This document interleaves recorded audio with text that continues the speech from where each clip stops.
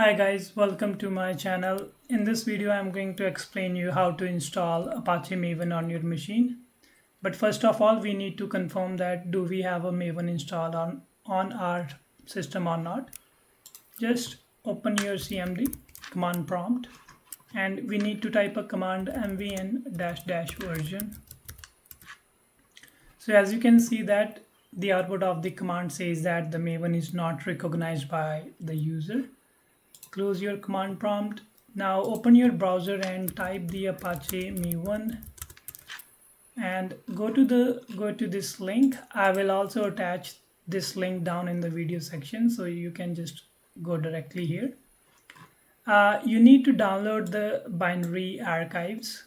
Click on the link and choose the location. I will choose my downloads and it's going to download it.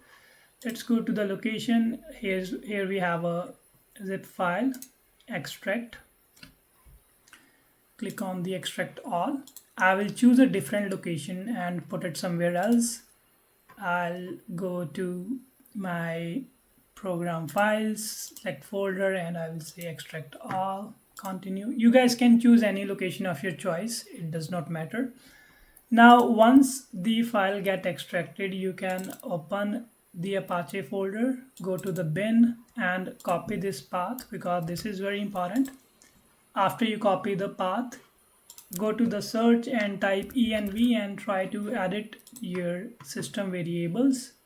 Then you need to click on the advanced environment variables. Here we need to add the Maven path, the one that we have copied early.